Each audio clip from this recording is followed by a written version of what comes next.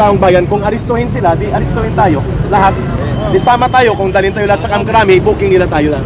Para makita ng buong mundo that ang Pilipinas po ay nasa kuko ng isang diktadura na hindi dinideklara, pero kapareho ng diktadura ang nangyayari ngayon. Sa kuko ng dragon. Sa kuko ng dragon na nagbubuga ng apoy at humihit-hit ng usok. Alam na. Sino ba kaya ang balak na tatalon sa grupo ni Gatchalian?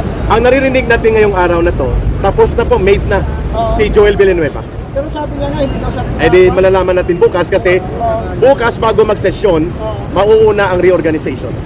So pag tumawid si Joel Villanueva bukas, idideklara nila that they have 13. Magkakaroon ng eleksyon, tapos na po ang buhay ng presidency ni Senator Alan Peter Cayetano. Pag hindi siya tumawid. Pag hindi siya tumawid, deadlock yon, pero hindi papayagan ni Marcos yon na magkaroon ng deadlock.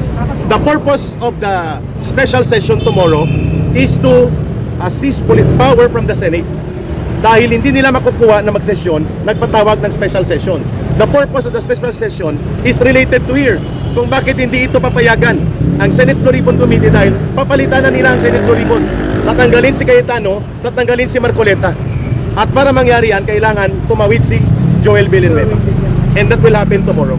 We are very sure about that. Pero kaya nagsabi niya marami sa session pero hindi siya nakampi. Pero pag nagdeklara bukas ng 13 at magbotohan ng bagong officers, including Senate President, tapos na. May statement siya kahapon sabi ni Joel Villanueva kahapon na susundin niya ang konsensya at ang Diyos daw ang kanyang Panginoon na susundin at hindi ang mga kaibigan, hindi mga kasamahan. Narinig natin, di ba? Kaya ang meaning ng JIL ngayon ay Joel is Lord. Hindi na sa kakampi sa... ay nagtatago sa liwanag na katipunyuhan. Tama. Pero bantayan natin na pag 9:30 na wala pa, 9 o'clock, ibig sabihin, kinansila na po ito. Kasi kagabi pa tayo nakarinig na babarikadaan ito ng mga pulis. So napakahirap naman pala kay Eric na maging whistleblower kapag wala ka naman palang protektang makukuha sa gobyerno. Totoo yun. Pag whistleblower ka laban sa katiwalian at mga kasakiman at mga katarantaduhan ng gobyerno ni Marcos, kawawa. Pero pag whistleblower ka laban sa mga Duterte, paldo-paldo ka, may maleta ka. Di ba ginawa yun kay Eric sa Quadcom? Hindi sa bansang ano tawag yun na gusto nilang putulin yung social media. Sa Middle East, sa Egypt dati, sa Nepal, sa Indonesia, sinubukan din nila ito. Pero ang taong bayan kasi pag nagkumilos na at namulat na, hindi mo na mapipigilan. Yan ang kasaysayan. Tandaan po natin ito mga kapatid the greater the oppression, the greater will be the resistance.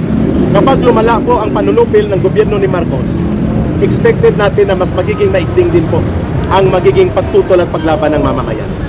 It will take time, but it will happen. Tuloy So, salamat Wala pa. Hindi, kakatawag lang. So, antayin natin kung matutuloy sila by 9 o'clock. Okay. Hindi, malilate daw.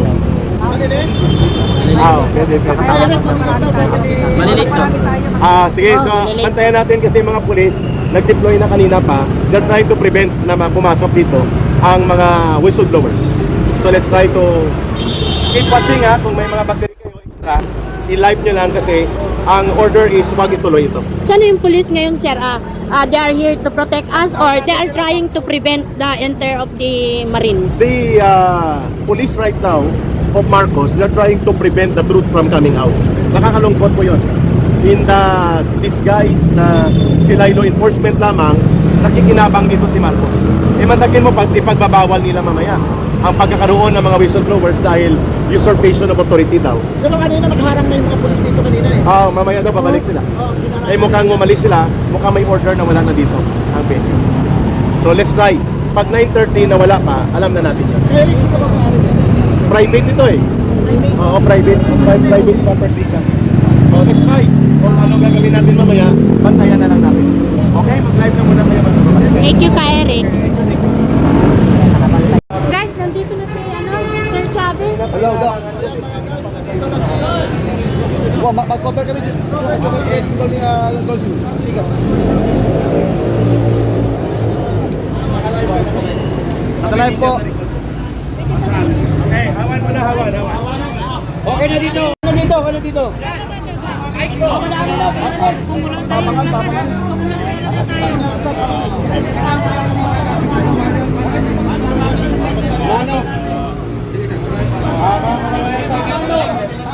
Nuwawit ako mo. Sige mo. Balian tayo. May mic, may mic.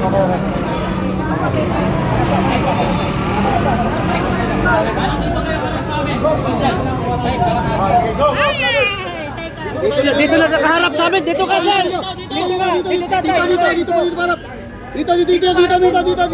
Dito po. Bayas ho dyan. Don't worry, magsasalita si Gov.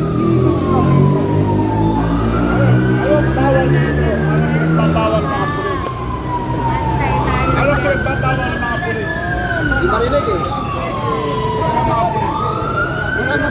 Lager paharap eh! Sa bayas! Dahil illegal daw ang Senate law. May order sa kanila na ang bill na to ay authorization sa kanila.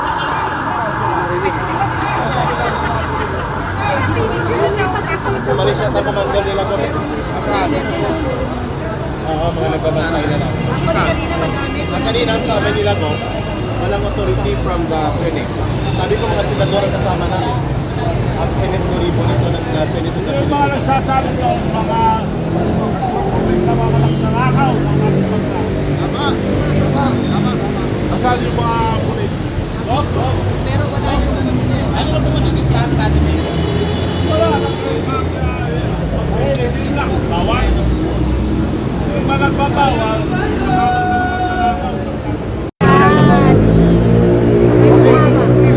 yan kung pinagpapawal ito. Salita doon. Kaya nasa yung mga pulis na nagpapawal.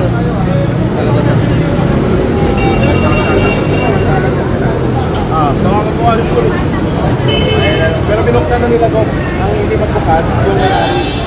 Caretaker Yan si Gob Chavit Singson ng Ilocos Sur. Sorry guys, umalis na kanina. Kanina nakaharap.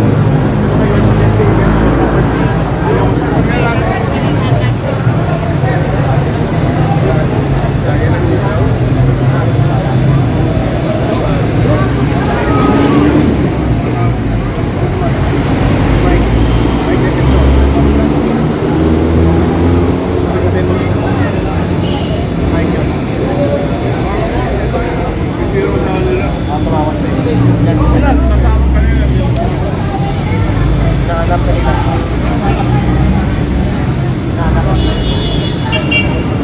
Antay natin because there are confused. Ayaw ang bukas ng caretaker.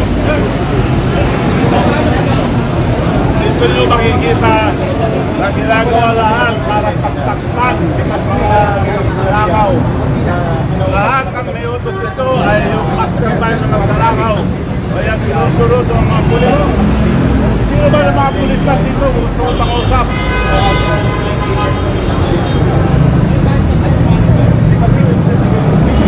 Ayaw ito po. Ayaw po.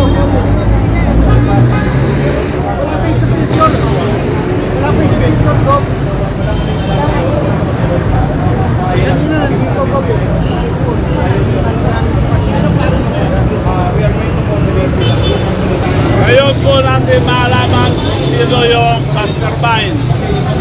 Kaya ginagawa nila lahat para mapagtakpan ang mastermind ng pagtanakaw ng Kamalang Bayan. Ngayon lang ako nakakita ng magtanakaw na siya nagbibintang. Siya na nagnakaw, siya pa nagbibintang. Kaya kailangan huwag tayong huminto hanggat di malaman at di maprubuhan. Meron tayong prueba, pero pinagtatakpan nila ang mga nagtatakip kasabwat. Kailangan sama-sama tayo lahat para malaman ang katotohanan. Maliwanag na may nakawan bakit nagbulag-bulagan itong mga babatang natin, mga senador, mga opisyales. Pinapagalitan pa yung nagsusumbong. Kaya saan kayo nakakita na pagtalakaw sila pa nagbibintang? Maliwanag ang mastermind dito, si Martin Romualdez at Marcos. Walang iba. Meron kami prueba na sila nagtanakaw ng Kamalang Bayan. Ayaw nila lumabas. Ngayon, nilalabas po namin. Mapatay man kami o hindi, ilalabas ko at ilalabas. Itong mga magtalakaw na ito, ito na ang pinakamasamang pagtalakaw sa buong mundo. Malalaman niyo ulit mamaya.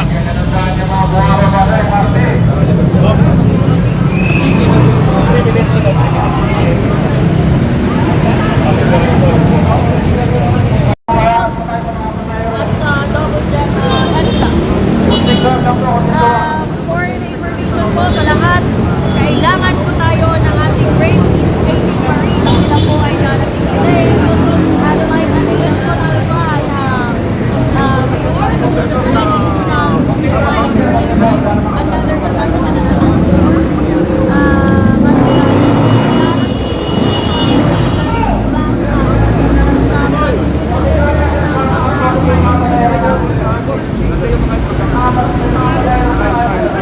wala pong inaasahan ibang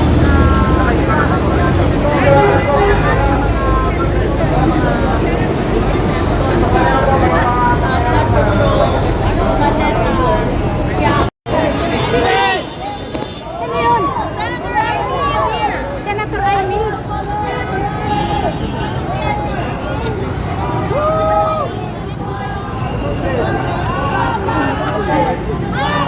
Sukan! Papasukan! Papasukan! Papasukan! Papasukan! Papasukan! Andito si Senator Amy, guys. Guys, Senator Marcos.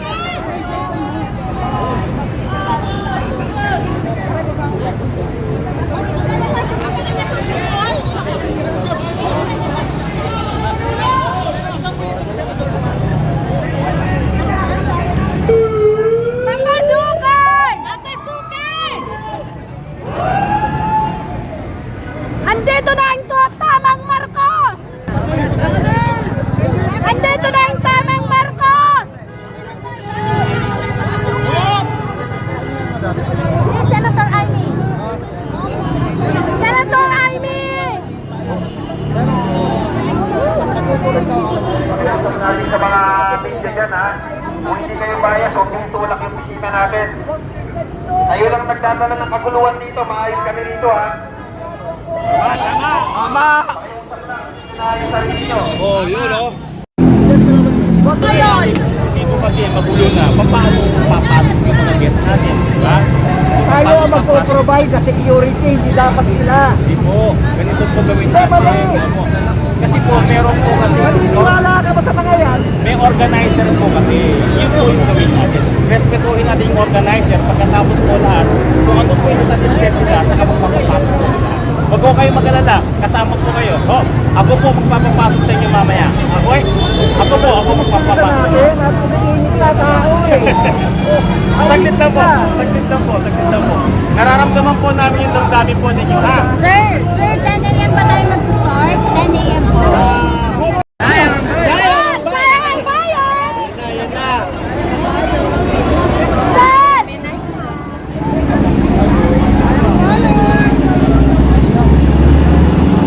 Sir Jesse!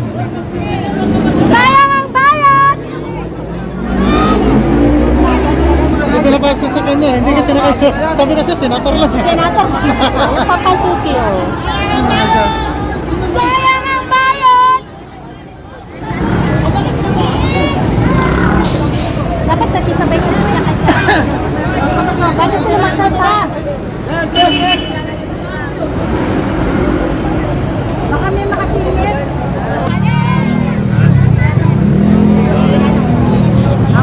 Hi, General!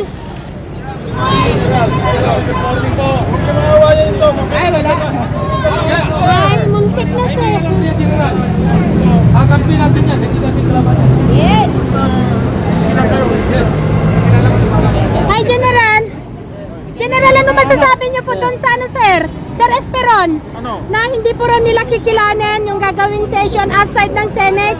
Yung sa Blue Ribbon Committee po ay hindi po kikilalin ng Senado. Mas marunong pa sila sa chairman ng chairman ng Blue Ribbon Committee.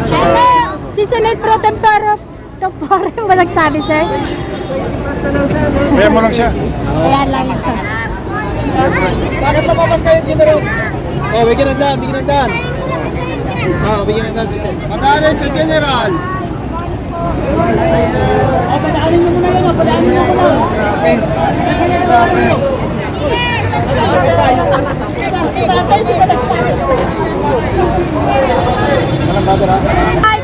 Ito na yung pangmalakasang coverage, guys. Ang net 25 ay dinala na po yung kanilang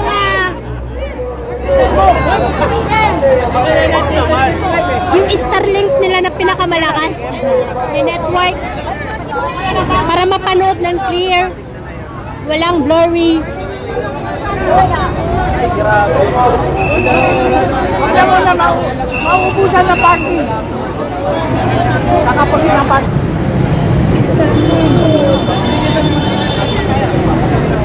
Diyan lang. Ano pa lang yan? Ano pa lang yan? Wala pa yan. Basta na, dito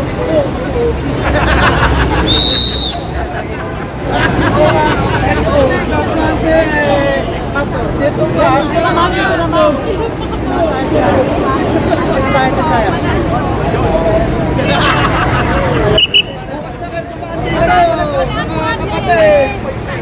Paranin nyo papunta. Ayan, may paparating na senador, mga idol. Dalawang senador parating. Ayan.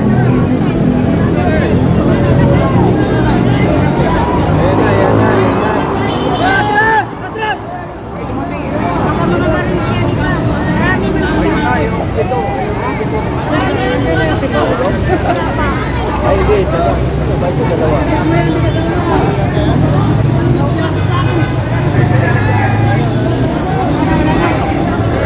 Ayan, isa na.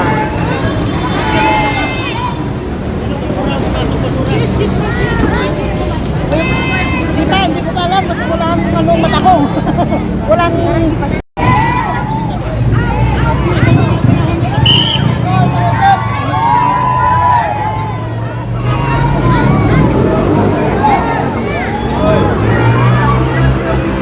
Ayan yung LED screen ng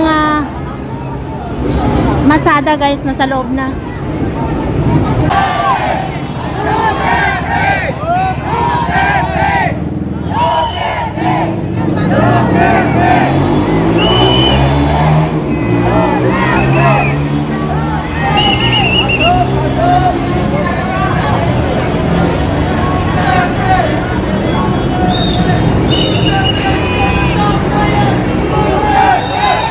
Duterte!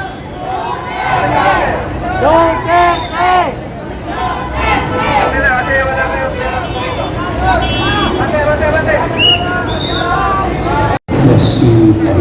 Dumaan ba yun kay ST, kay Senator Trillanes? Malamang, yes po. Nakita mo o binigay nyo sa kanila yung Executive maleta? nasa tanda ko naman po, executive lang po. Kasi narinig lang po sa kasi yung ICC medyo confidential, hindi po nila pinapaalam. Correction lang din sila. 7 years po yung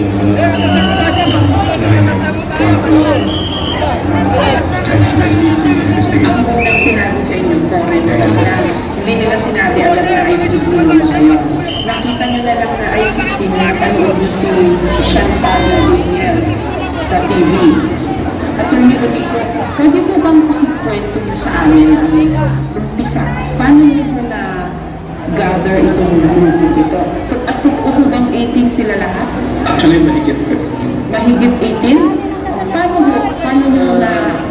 Paano kayo nag-connect nitong mga Marines o mga iba pang mga sundalo o dating sundalo na dati naka-detail kay Congressman Saldico? Napanood natin lahat po yung nangyari kay Gutesa sa Senate Blue Ribbon Committee. Dahil nakita ko noon na ito yung bibigay ng parte ng paghahanap ng katotohanan kung saan napunta yung mga pondo. And then, pinagsabahan ko rin po yung mga nangyayari sa ICI, yung nangyayari sa iba't ibang ahensya ng gobyerno.